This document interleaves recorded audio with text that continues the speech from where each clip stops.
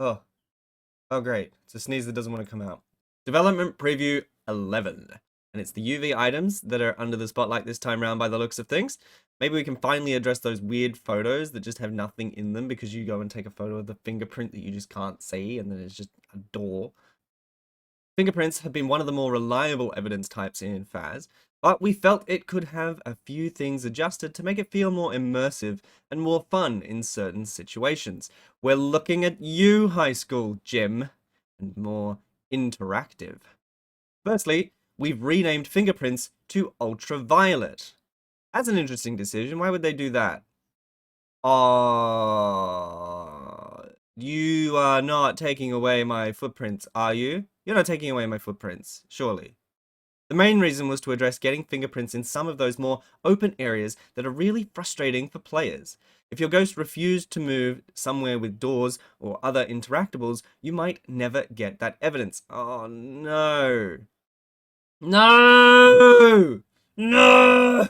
To remedy this, if a ghost steps in a salt pile, it will only show footprints if it has ultraviolet evidence. Ultraviolet evidence? What? Ultraviolet evidence. Oh, I can sort of... Okay, no, you know what? No, I can understand why they've done this. It's sad. I'm losing my endless footprint photos. I'm ending all my foot pics.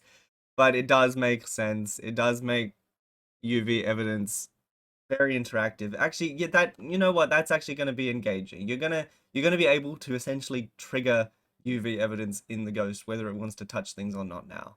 Okay, all right, all right. Wait, will the Abake have a six-toed footprint sometimes? That would be entertaining. If it could just, if it's just walking around in salt and then just one of those footprints has an extra toe, it'd be such a small little detail, but it would be so cool. Can we have that? I would like that. Non-ultraviolet ghosts will step in a salt pile and give you the initial photo, obviously, that we all know and love, and wraiths will never step in a salt pile, which, yep, cool, that's nice. I love being able to test for wraith that way. Next, we found that taking photos of fingerprints and footprints never made much sense. Why? Because they were invisible. You could see the print with your UV light, put it away, and then proceed to take the photo of nothing. Yeah, that was always a bit of a bugbear. With the new update, we're adding UV charging. I'm sorry, what? They're making us pay for it now? What? When shining a UV light onto fingerprints, oh! Oh! Oh, that's clever. Okay, all right. So, yep, all right, that makes sense. I like that. I actually really like that. When shining a UV light onto fingerprints or footprints, you will still see it straight away, but additionally, the light will charge up the print. After putting your UV light away, the print will stay visible for a short period, depending on how long you charged it for, allowing you to take a photo. Tier 1 is the glow stick. After snapping it to turn it on, it projects a short-range area light that lasts around 1 minute before dimming. We're all familiar with the glow stick. We don't need to hang around on this one. This is cool though. I really like the UV charging. That's finally going to make some sense. Tier 2 is the UV flashlight with a brighter, longer range, narrow spotlight, boasting a much faster UV charge time. Cool. All right. Again, we all know this one.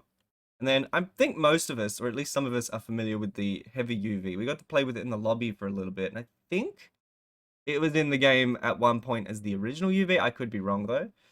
Tier 3 is the UV Light Pro. A chunky flashlight that has a much brighter and wider cone of light, as well as an even quicker charge time. Perfect for locating UV evidence quickly on a large scale. Salt piles will also be getting some neat new features, which you'll have to wait and see for yourself soon. What could they be? I know Unknown and I have been looking at the new models for the salt pots and the black salt that's in the lobby at the moment. If you haven't looked at them, check them out in the lobby.